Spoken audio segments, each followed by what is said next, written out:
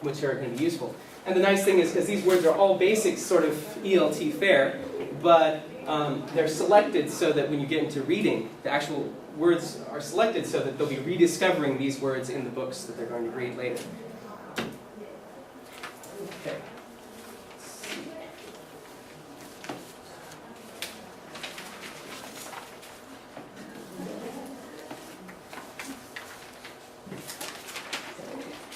Now,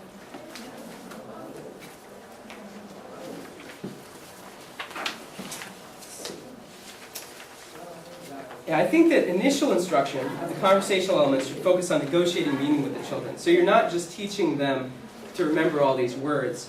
You'd be using communicative language to try to talk with them about it. But you're not necessarily teaching them to respond to a given question.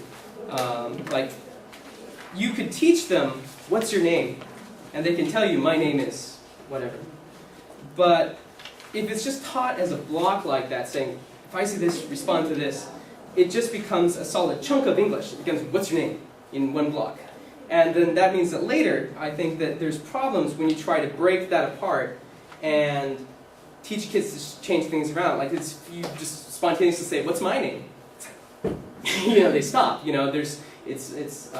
It's because they don't know what you're saying. Because what's my name and what's your name are two different, completely different block sets. Right? Whereas if you can start showing them how to sort of change things around from the very beginning, then they can make it their own. And then when you throw things like, what's her name, what's my name, it's easier for them to recognize that there's a difference between those words. And I think that's why I think it's more important to start learning the word sets, rather than necessarily focusing on grammatical principles at first. But you would still want to try to use English as much as possible, I think, in explaining those word sets and talking about them and introducing them, and maybe using pictures and things like that to back up what you're talking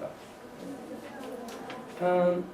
Now, perhaps at first their language won't be perfect English, like what we're thinking of. But if they start learning in this way, they'll start to develop what we call an interlanguage, which is it's like a language that the child creates, which is in between their native language and your language. So they might start talking in a kind of patois or a mix of Japanese and English.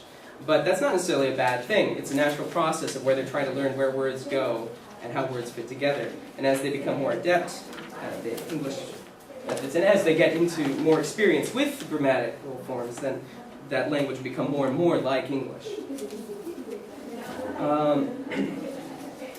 Now, while the amount of presence of the child's native language is a matter of a lot of debate, I like to use Japanese to talk to the children, to connect interpersonally with them, because with children it's very important to connect interpersonally. It also helps to structure, I find it helps to structure like games and activities and things. If you try to explain an activity in English, you can do it if you speak very simply, but I think that I like to focus on a certain English principle, so I'll maybe structure the game, explain the rules of the game in Japanese and set a frame for it, and then within that frame, use as much English as possible to try to, just to minimize the kind of procedural time that's taken and to focus more on the learning. Now, from 3rd grade on,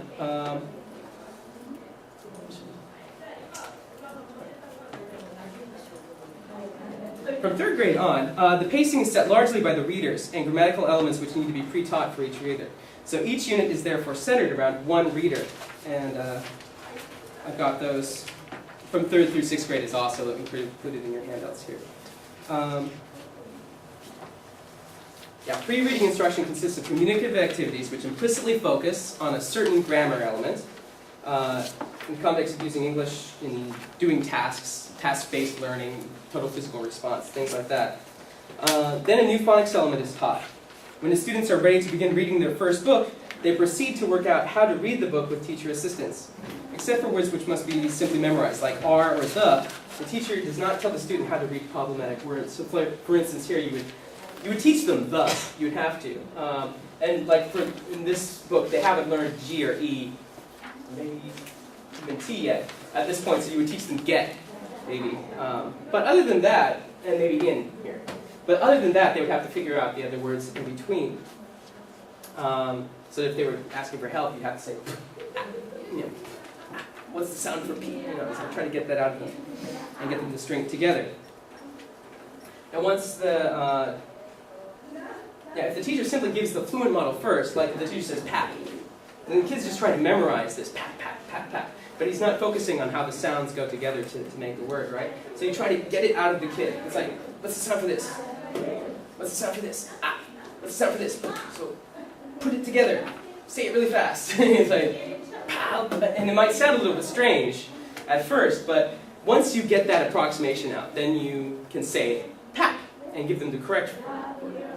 And then you get them to go on and read the thing. Then maybe get them to read the whole sentence through, you know, and get them to work it out themselves as much as possible. And maybe point out the words maybe many times that they need to just memorize. Like the, get. Also, feedback is an important part too. When children are trying this is very face challenging. So it's important to be very careful about how you're supporting them. Like if you go in with the attitude it's like, yeah, that's really impossible, isn't it? The kid will just give up because he'll say, it's impossible for you. There's no way I can do it, you know. But if you go in there saying, oh, that was you know, good. You need to just focus on the sounds a little bit more.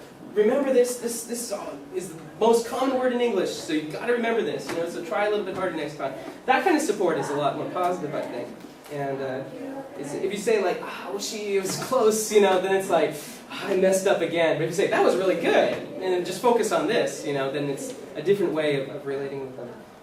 For that kind of stuff too, I also like to use Japanese if possible, because then they get the interpersonal feeling a little bit more clearly. Depends on their level, of course. If they're used to it in English, then I think that's good too. Now, these kind of one-on-one presentations take time. Because what you would do is like you teach all the kids the sound and the main keywords. And then you'd have to go through with the students and check. They would have to practice reading, and you have to go through and answer questions or help them. And then when they're ready, what I do is I have them raise their hand. They want to present to me, not in front of the whole class, but just to me. Or the other, if I'm working with another teacher, then maybe we'll in tandem, we'll go through the classroom like this. And then they try to read through the whole book, and just reading the words. Now, perfect comprehension isn't important at this stage. So right now, we're just focusing mainly on getting the sounds out.